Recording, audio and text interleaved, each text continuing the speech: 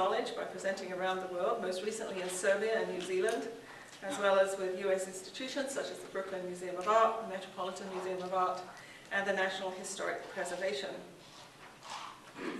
National Trust, thank you.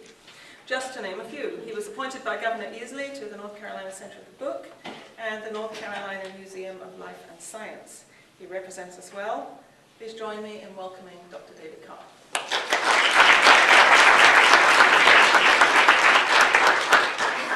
Yes, I thank you very much, and thank you to all of you who have come and stayed for the afternoon's panels. I think these are going to be the moments when plant some seeds about action, curricula, and in the ways in which we deal with students outside. Now that the panel last night, I was extremely pleased to hear or to envision the multiple perspectives that we're going to hear right now. I want to introduce you to the panel so that we know what we hope them to bring to us and how we hope to learn from them. The two panels that we're going to offer this afternoon bring extraordinary expertise that you heard this morning now through Jay Jordan's talk.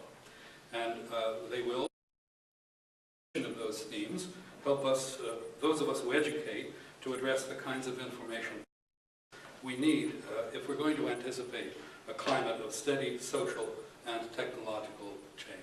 I now try to talk about and try to define for myself social information science, and it seems to me that increasingly that's a concept that students need to understand. Our faculty, now and to come, need to think new thoughts. Our students need to know what you want them to prepare for. And those who lead education for information studies need to know how to shape programs and knowledge that may now be unexpressed. What do we want to learn from these leaders? We asked them to offer a candid commentary on our relationship as a faculty to the field of practice, where they are leaders. We hope that they will give us direct advice about where our attention as teachers and learners should be placed in the future, perhaps in the immediate future. We all, and especially our students, need to hear the panel talk about the skills and particularly the values that should be foremost in the educational experiences of our graduates. What should they be ready to do and ready to bring in order to contribute where you lead? So now I'm going to turn to the panels and ask you, I'm going to turn to the panels and ask how we might respond to what we've heard so far today. What qualities of intellect and value do you most want to see in our graduates? Based on your experience, based on your perspectives, what kinds of professionals will serve this diverse profession best? And now I'm going to introduce the panel to you. I think, let's see, where do I start? I'm going to begin with George Coe of Baker and Taylor. Mr. Coe is from the slightly invisible but extremely important part of the knowledge, book, and information industry. He's a leader in the wonderful flow, the supply of books, services, software, and other forms of knowledge to libraries, schools, and other institutions of learning. Mr. Coe serves as president of the institutional division of the Baker and Taylor Company, and also on major committees of the Public Library Association and the American Library Association.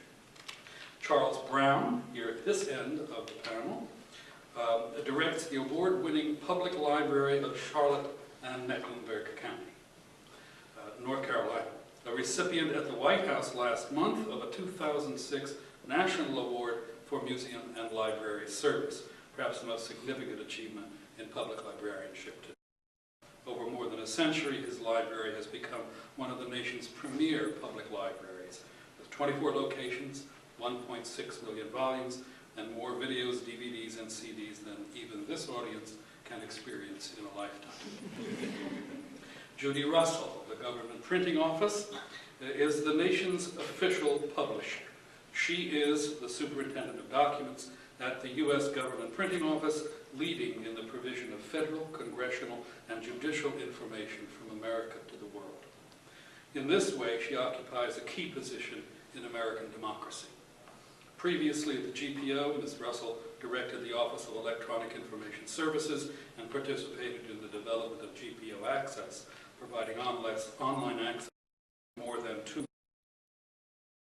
databases. Andrew is President of the website, that is lulu.com. Mr. Pate represents a genuine 21st century information phenomenon. Only the world not yet heard of Lulu. The website www.com will fill in the gaps. Your CD, your DVD through this website, and you will have entered what may be the future of publishing. Among the top 20 books on Lulu this week are Employee Evaluation and Termination Procedures. That's number 2. From the Oklahoma State School Boards Association. Intervention, Confronting the Real Risks of Genetic Engineering and Life on a Biotech Planet. Marriage and the Public Good, 10 Principles. Finding Memories, Tracing Roots by the Chinese Canadian Historical Society of British Columbia, of this bestseller. Warriors 2006 Super Champions, the tribute to the 2006 Division II High School Super Bowl champions of Foxborough High School Warriors, and also Volumes 1 and Volume 2 of Cemeteries and Tombstone Inscriptions of Coffee County, Tennessee, by Linda Winters. That's moving up on the charts. Oh, my favorite is also number 18, Men Are Great.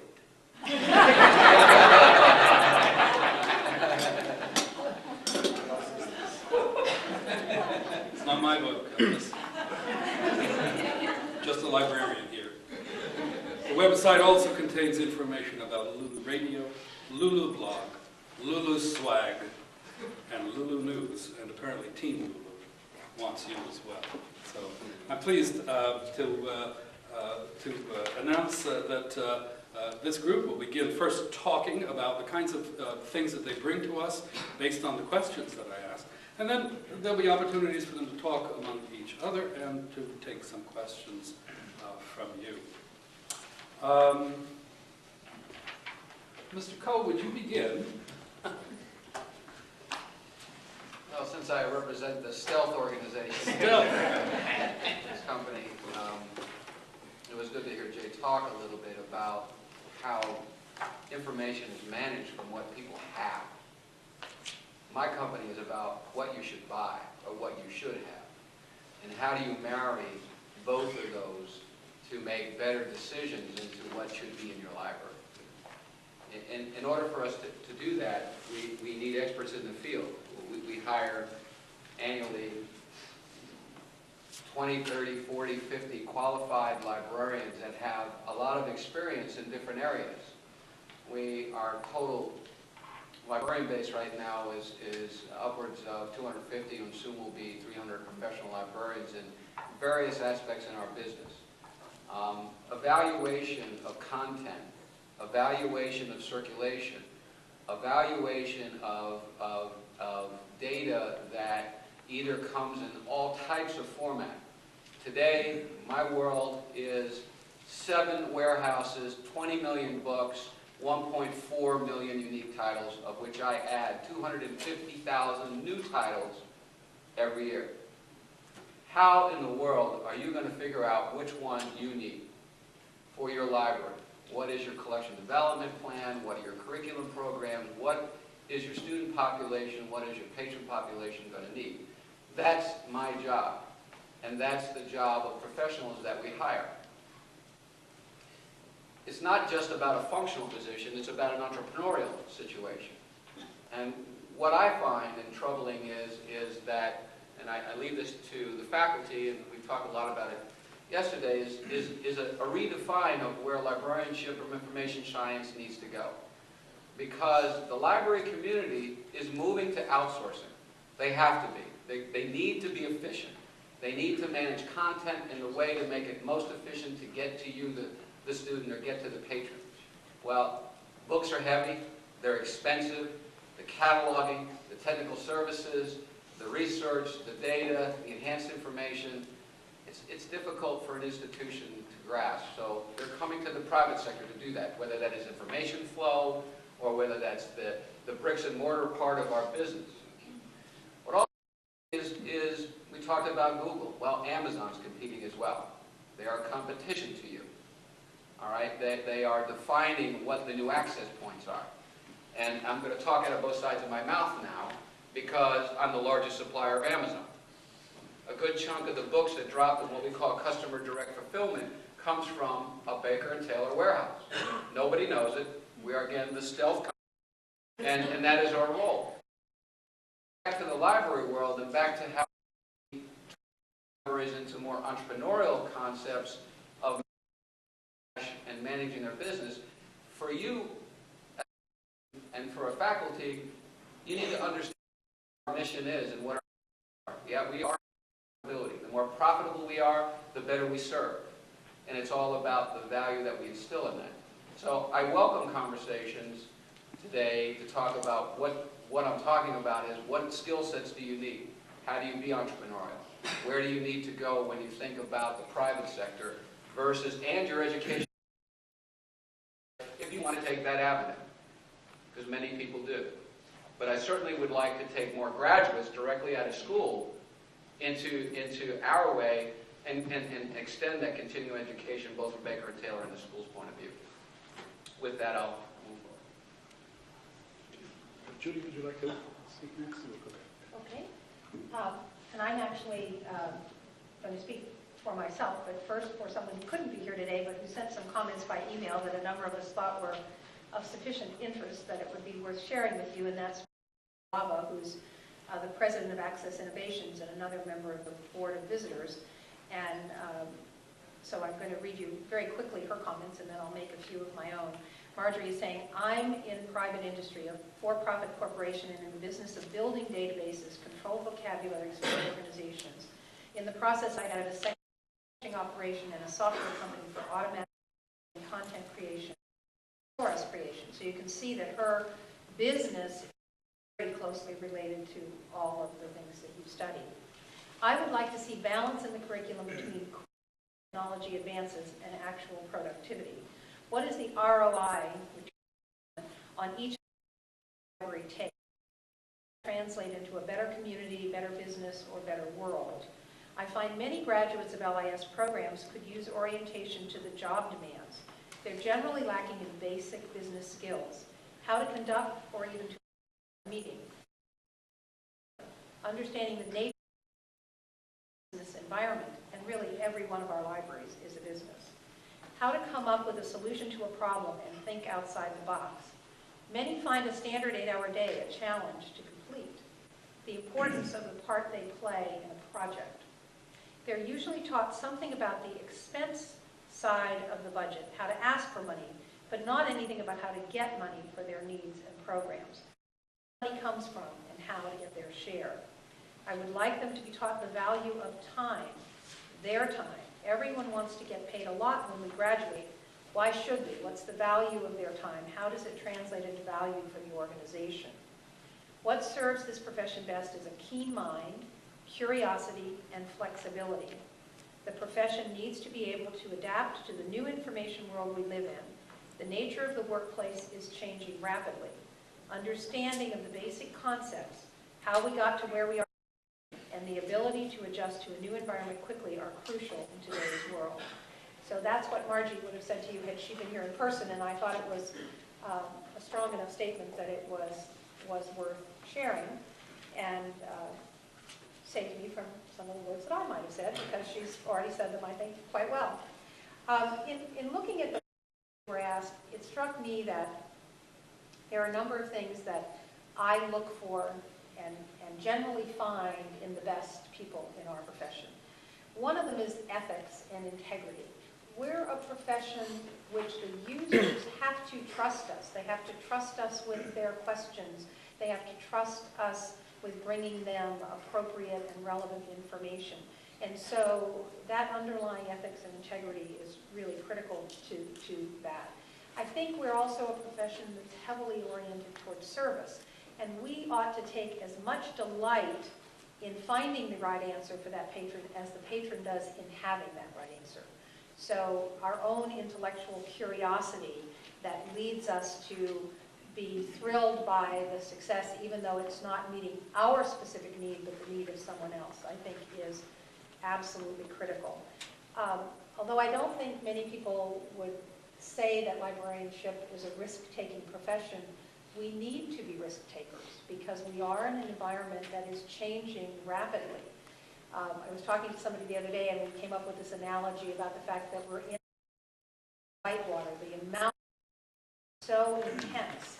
But it's not like we're just passing through this whitewater and going to come out into some nice peaceful part of the river in short order. I think we should all be anticipating that this change is going to continue with this speed.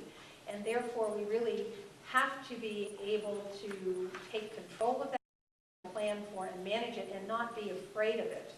To be willing to sort of open our eyes and steer the boat instead of just clinging desperately to the sides and hoping that we're going to get out of it. So I thought, for those of you who were at the session this morning and you heard Kilgore telling the story of being at Harvard and trying to get the extra copies of Gone with the Wind. That's a very mild, in a way, kind of risk-taking, but he ran up against a system that said no to something that he knew was the right thing to do for the user. And he was willing to take the risk of going around the system, not, having a knockdown, drag-out fight or a hissy on the front porch, but, really solving the problem in a very quiet and deliberate way. And that's the kind of risk-taking at a very minimum that I think we need in our profession. I think we also have to stand as advocates for the users, who often are kind of lost in the array of users who are approaching. So we need to be the ones who kind of assimilate and look at the whole pattern of usage and needs, and then represent that in terms of collection building, in terms of decisions about services. And I think that, again, and this is not, I think, what people would historically think of those of us who chose to go into this field, but I do think that we need to be entrepreneurial and innovative. It goes back to that whole issue of the degree of change that's going on. We have to be accepting of the fact that change is going to occur and, in fact, welcoming of it and embracing it. I heard someone who talked about embracing the chaos, and that sounds, a little startling, but in fact, if we're spending all of our time trying to calm the waters and really fighting the change, we're not going to actually let the movement take us forward.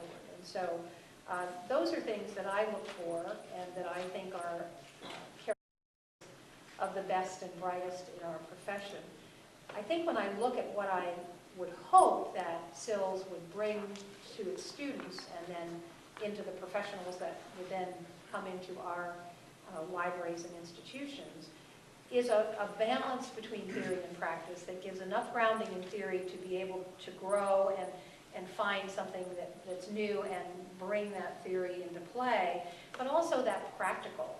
I think we're also in a time of enormous transition between kind of traditional, if you will, legacy sources and all the future technology. And so striking that balance, because we're not yet at a point, notwithstanding everyone's belief, there's still a lot of things that aren't. And so we really have to understand and know how to use those traditions as we're trying to more content to the users using technology.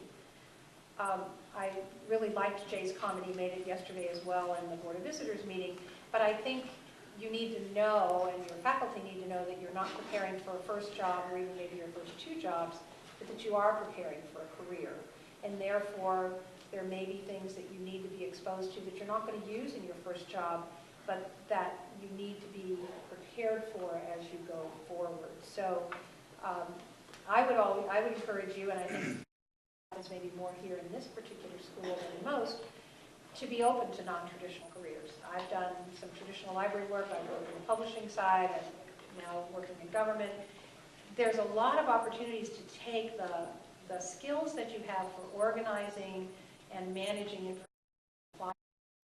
and I think that's part of what makes this a really exciting time to be studying in this field. And I think that open to the private sector, to government service, to a whole array of different opportunities. It's not a matter of just may have seemed like the traditional opportunities for people getting MLS degrees 20 and 30 years ago. There's really much more out there for you, and I think this school will prepare you well for it.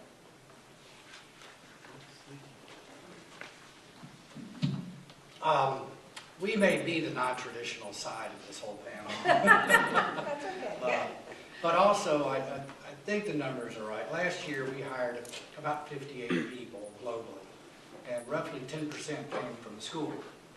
So it's a huge number, but we look to hire about 80 this year. Jackson Box. Plenty of folks that have been able to adapt their skills and help the company as a whole. If you'll forgive me, I'm kind of reminded by conversations of the baseball convention where they, during a break, were talking about what they do, and one person said, well, I'm an objectivist, and I call the balls and strikes as they are. And the second guy said, no, I'm a subjectivist, and I call them as I see them. And the third guy said, well, you're both wrong. I call them. The reason I say that, people need to be prepared. There aren't any certainties. And all those folks were right. And there's a lot of ambiguities in the business these days. You pointed out one where you go to Amazon and you don't. It's a inverted pyramid. Community really makes the decision. You decide what we're going to do. The community at Boone has far more control over the data than I do, or the owner does. Listen to that. One of the reasons that it's or approaching success, and to give you some measurement, there's 2,000 new titles a week published on the site through the tool set. And thanks for picking the good ones. But it's the old Adam Smith. The market will really tell you if you're doing something. But it's an unusual environment from someone looking to start into a business setting. The business models aren't necessarily clear. We're free to use, for example. We only make money when something sells. That's a lot different than the book publishing companies that I ran or worked for. So I think understanding the skill sets, understanding the existing bibliographic channels, having a big emphasis on global education, because the internet is global. We're in 7 languages. I was very impressed to see OCLC embrace that also, and the whole democratization of information and how the internet's going to be deployed requires to have a global approach, but local sensitivities. When we deal in the EU, it's 9 separate countries, or it's more than that, 10 separate countries with the important markets that we deal with. Books are very different than music.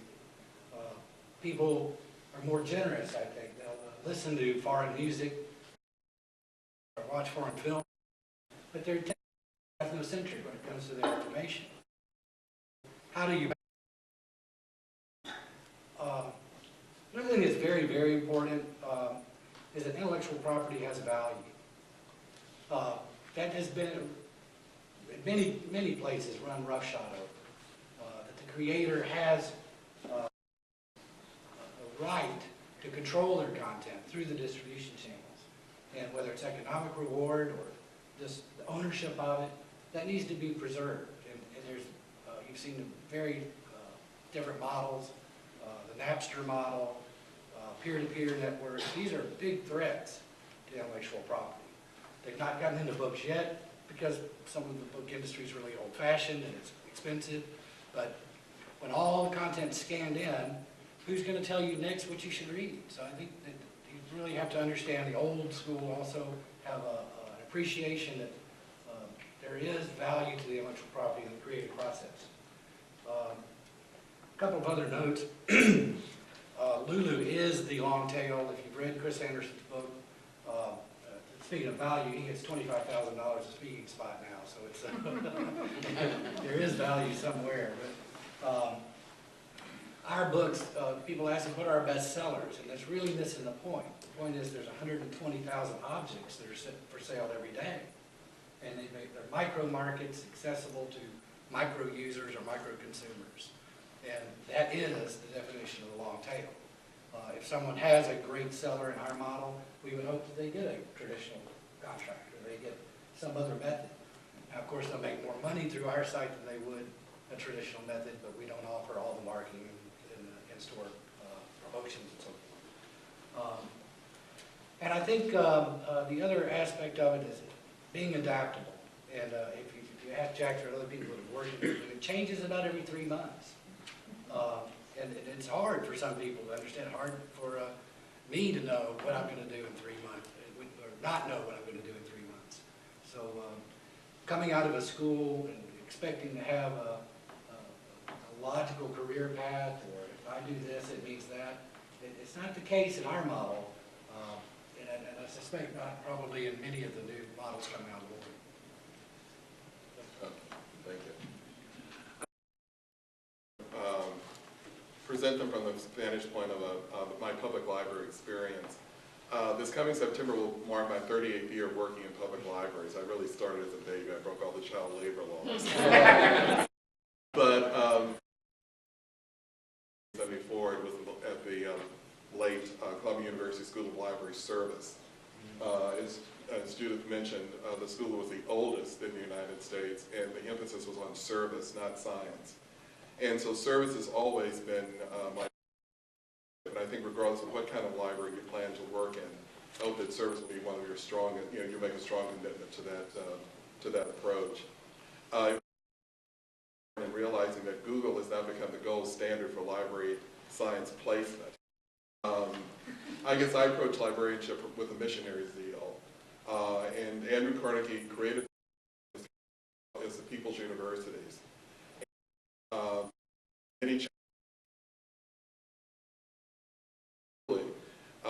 If the currency is going to be information and knowledge, then we really I'm a philanthropist about as much information and knowledge as I possibly can. I really would encourage you to develop an external focus as you approach whatever area of librarianship you plan to go into, and even now as a student, to really learn about the field that you're going to go into, and to try to learn more about other types of libraries. You know, unfortunately, when I look around this room, I'm only familiar with 2 members of SILS faculty, and I don't know very many of the students, and I would encourage you to come to Charlotte. We have, I don't know what the emphasis is on public librarianship in terms of the instruction, but we have visitors from all over the world who come to Charlotte from SILS. And, you know, I would encourage you to come and visit. I'd love to come back more. I'd like to invite myself to come back. I know Dr. Winston has invited me to come here to speak. I spoke here last spring, and I'd love to come back and share, you know, my very limited, you know, knowledge of what I can tell you what public libraries are doing. But I really think an external, you know, focus is going to be very important. Professional curiosity is something that I encourage you to really develop. I don't get, when I first started working in libraries, I was like a 4 or 5-year-old. I asked all kinds of questions. I wanted to know how everything worked in the library. But I don't get that in my current position. I make myself available. Several times a year I go out and about, and we have large staff, because we have over 550 staff members. I go out to staff forums, and I almost have to pull questions out of people. You know, I know there are lots of discussions around coffee, well, I guess around coffee carts and water coolers, but it's very difficult to, you know, that professional curiosity is something that I just encourage you to really develop, and I think most workplaces, I know most administrators, I think would welcome that, the opportunity to share with you what they know. I also encourage you as you read, and I'm sure all of you are very well read, to really think about how what you read and what's going on in the external environment can relate to libraries and librarianship. So many of the innovations that have occurred in our profession have been developed by individuals who don't hold the MLS. We had a wonderful tribute this morning to Fred Kildor, who was a wonderful man, but not necessarily a trained librarian. Also recently we lost Henriette Abram at the Library of Congress, who created the MARC format, also someone who wasn't trained in library science. I'd like to see more MLS candidates really develop some of the really innovative things that are going on in our profession. In public librarianship, we've turned to Barnes & Noble and Borders to kind of redesign our facilities, our collections, you know, to add coffee carts and things like that to our locations. But it's that kind of creativity, unfortunately, is not coming from the MLS community. And I really would encourage you to begin thinking of how things are going on in the external world and environment can relate to the librarianship, whether you're at Google or at a small one-person library operation here in North Carolina. I implore you to make a pledge for lifelong learning in your profession.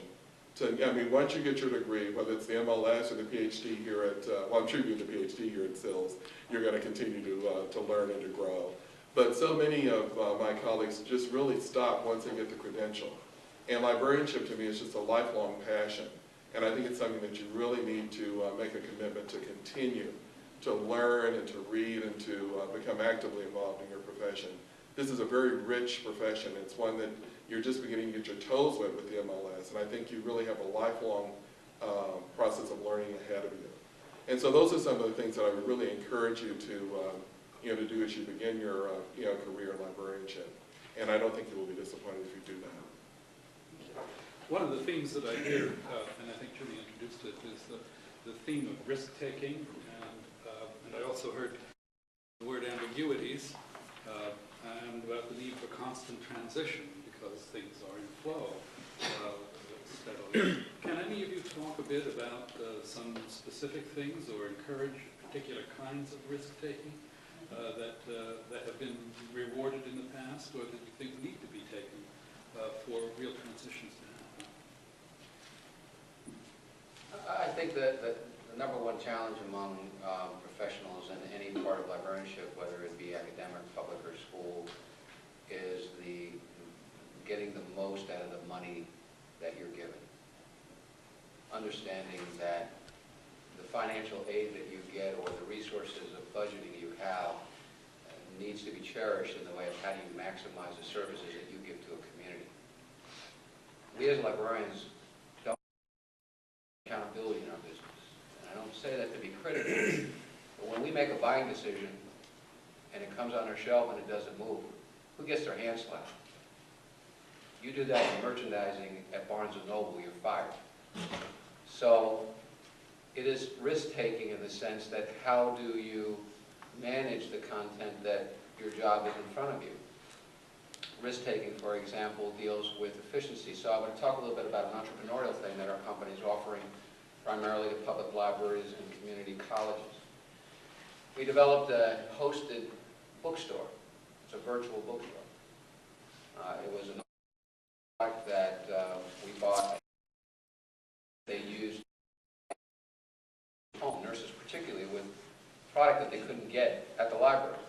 So they could, and any 24/7, they could buy a pamphlet on so interface and made it into an Amazon-looking type product, which is interfaced with a library's OPAC. One of the most frustrating things of patrons or students is going into a library and seeing it in the OPAC. You have to put it on hold, and it says, guess what? You're going to get it in 3 weeks, maybe. Well, this entrepreneurial offer that we're making to public libraries and other channels that we see valuable is that now the library can merchandise or market to its community to buy the product if it's not available.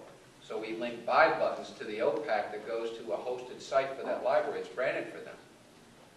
I mean, this is something totally innovative that's never been done before. Now, we've had this product on the market now for, I'd say about 5 months. And we've closed several public libraries. Everybody's excited about this product. I mean, the next thing we do is sit in marketing meetings. We have all the librarians there, and we say, okay, your job, we provide the website, we manage the content, we do the pick, pack, and ship, we do the credit card transaction, we do it all. Your job is how do you market to your community?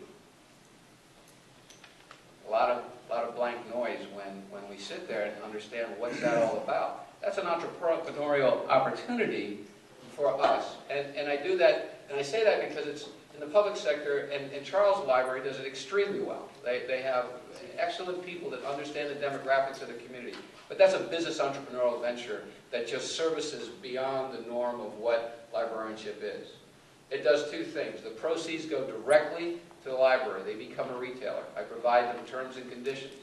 The marketing and the merchandising and the web management, which is exciting for a lot of people. They've never done this before.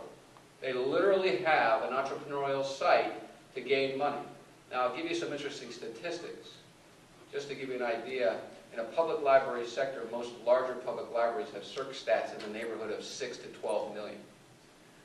Their reserves are 20 to 30%. Okay, so I'm looking at 500,000 reserves. If I converted 15% of those reserves into sales, that library is going to generate over $3 million in book revenue and close to $670,000 in profitability. That is a gain. So that's just another avenue. I bring that up. So what does that mean to you? I think that means when you're in this world of learning about ILS or learning about librarianship, there is a business part of this business that we need to understand. There is marketing. You heard Jay say, marketing isn't a dirty word. Selling is not a dirty word. We do it all the time. And I'd love to see that part incorporated into your educational process of understanding what a balance sheet is, understanding what IRR means, understanding what profitability means, and how do we get there in writing a business plan. It's the future of where we need to be in terms of managing our expenses and what we need to do for alternative funding, because it's drying up in a lot of cases. First, just use the phrase beyond the norm of what librarians do and what libraries do. And I think Andrew talked about having to overcome limits in the sense that the global frame of reference that we heard about this morning tends to go beyond what we typically think of. How broadly, how far, how extensively should thinking happen, interacting with communities, interacting with markets, interacting with institutions? Any observations on how people should prepare to be responsive to the world outside the library? Maybe I'll just touch real quickly back on this risk-taking and risk management, really. There's risk in everything, obviously. But I think the biggest challenge that publishers and librarians too, what are we going to do about e-content? And there's risk involved in that. There may be one, I'm not clear that there's a clear model that's going to succeed for the library. The net library model that you've been involved with, some that OCLC owns, is mighty good for the publisher or the content holder, but there's no one else in the value chain. There's not a lot there. And how do you keep the balance between your audience or your customers, perhaps your mission, and then keep the library relevant in the e-content world so that the transactions aren't really taking place in the coffee shop? And that's going to take some risk. And that's a comment on that. That's a very good point. I think that DRM management, digital rights management, is trapped right now with regard to dissemination worldwide. It's cover to cover, and databases are end to end.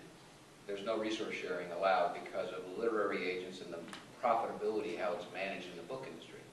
That DRM is going to be busted sooner or later, meaning that it's going to change the way authors write, because rather than writing the ideas from cover to cover, they write ideas from paragraph to paragraph or sentence to sentence. And I think that that whole transition of our job is how many P copies versus how many E copies that meet your needs. And then all the explosion of what's going to happen when we get beyond digital rights management so we can sell the long tail of the value of digital processing today versus what's going to happen 10 years down the road. Because that's really the long tail. To me, that's the ultimate long tail in content management is when it moves from P to E. And in the next 5 years, my guess is that 38 to 40% material that universities are going to have to be electronic. Today, the publishers are all trying to come out with their own platforms. You can't manage it. It's impossible. There's 30,000 publishers out, of which most universities buy from about 250. Can you imagine signing contracts with 250 different publishers and the different? It's just, the world's going to change, but we're looking forward to it. How external our focus should be or collaborations. I think you would be surprised at the number of entities in an academic environment, in the local community, who are more than willing to be open and to cooperate and collaborate with the library. I think we're an institution. Just yesterday, Dean Griffiths was telling us about some of the collaborations that are going on here on campus. with other areas of the university. I know in my own community, we have been invited, or in fact invited ourselves and been welcomed in many unexpected places and at many unexpected tables. So I would really encourage you to think beyond, the four walls of the library in terms of the potential of what you have to offer to your community and to your institution. And then also, in terms of risk-taking, one of the greatest risks that you may have to take at some point during your career is knowing when to leave a certain institution. Very often it's just not in your best interest to stay. Everybody's nodding. It's just not in your best interest to stay there. I mean, you're getting a gold standard education here at SILS. And if you find that you're in an employment environment where you're not valued or you feel that your contributions are not being heard, have the guts to leave.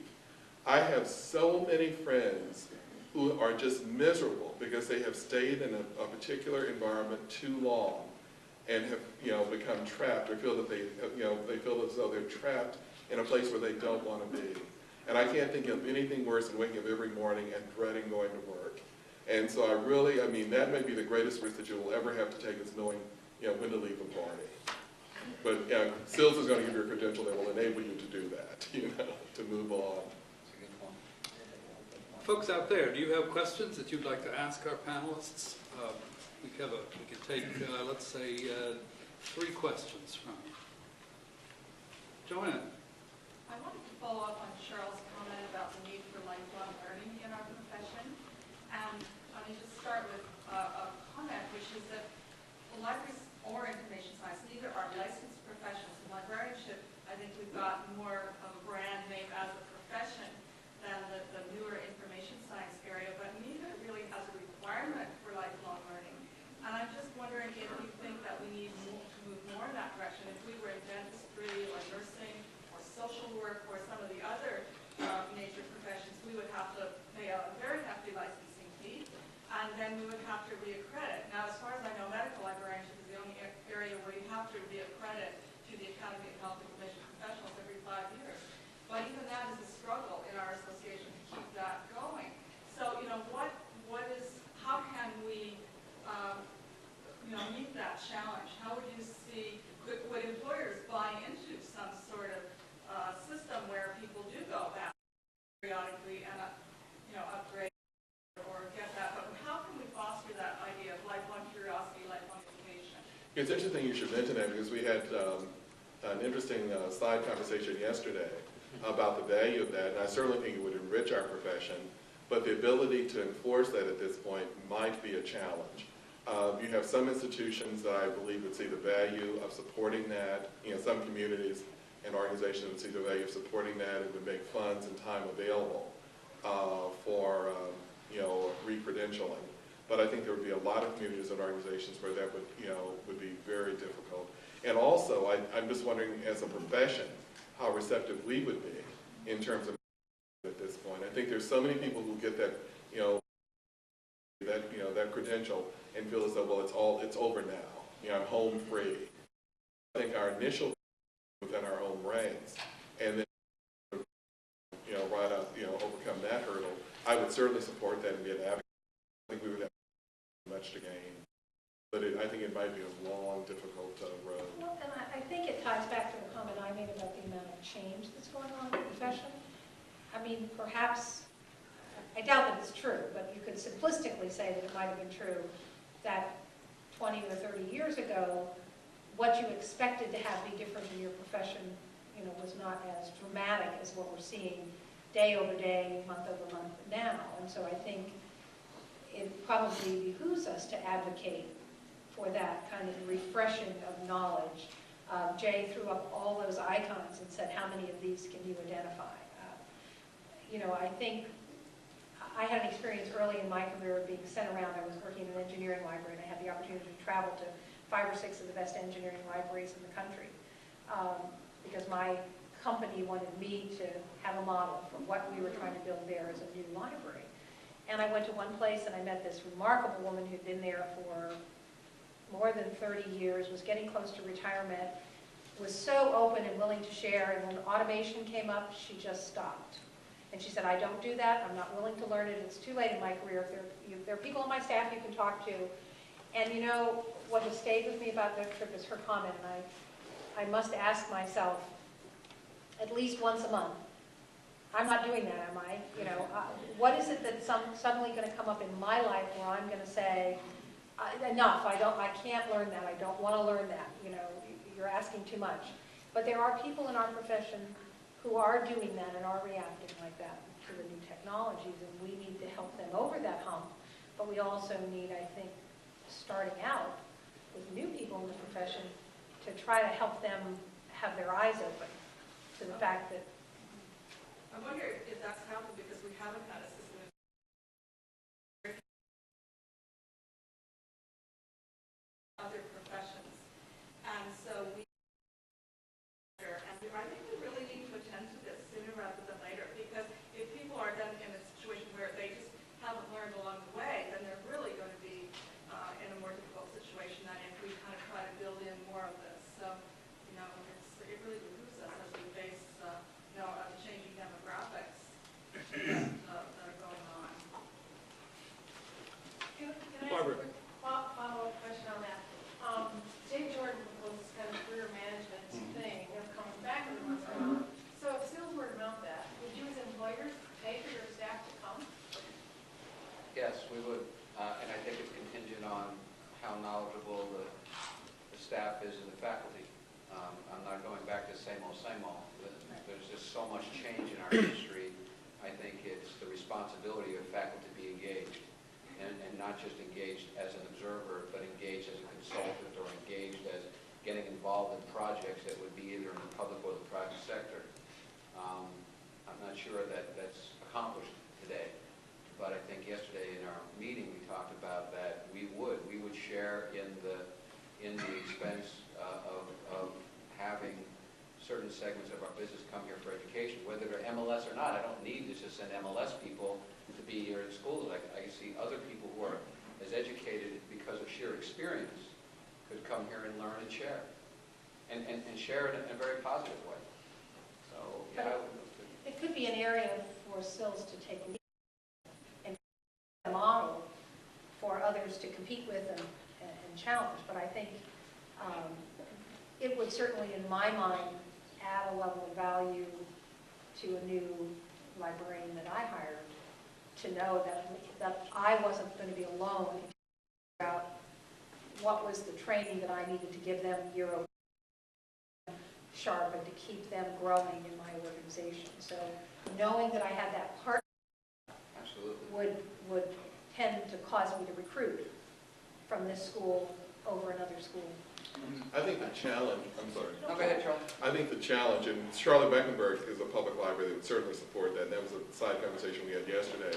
But we would have to work very closely with Mary Boone, who you're going to hear from next, because I think it would almost have to be a state mandate for some of the smaller, less well-funded public libraries around the state to support something like that. Many of those libraries are having difficulty keeping their doors open. And so I think it's going to have to be, it would have to be a comprehensive program. I think it's a great idea that you both have, but we really would have to lay out the ground, the ground rules of how this would be implemented, because not every employer of libraries in the state would adhere to it, unless there was some kind of carrot attached or some kind of, they would lose something if they didn't, if their staff didn't participate. I just want to make a comment on your observation about our aging profession and people retiring. It's a serious thing for many of us who go from library to library and talk to people.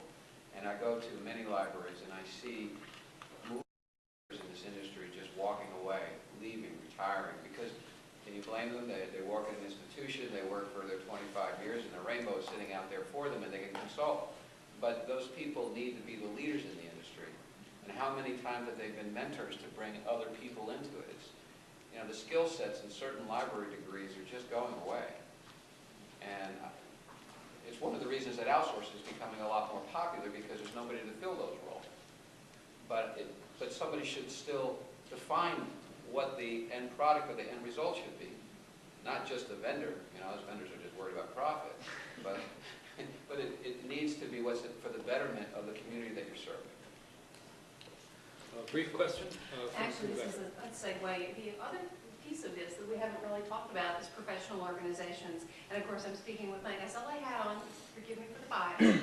But at any rate, I'm thinking about the certificate program in competitive intelligence that SLA has just developed. So why not a partnership between state agencies, national agencies, universities, SILS, and associations like SLA, and using technology to leverage the advantage to create a workforce that keeps learning lifelong over a career. Right.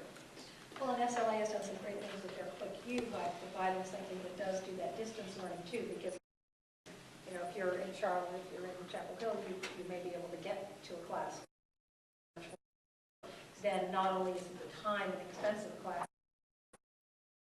so we have the opportunity with technology coming forward to provide some of those things in new ways, and therefore open them up geographically.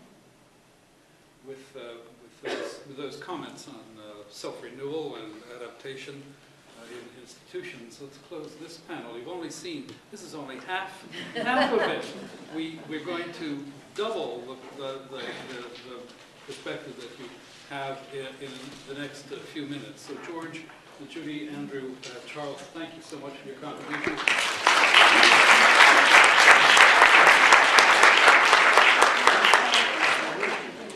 They're going to be around for a bit.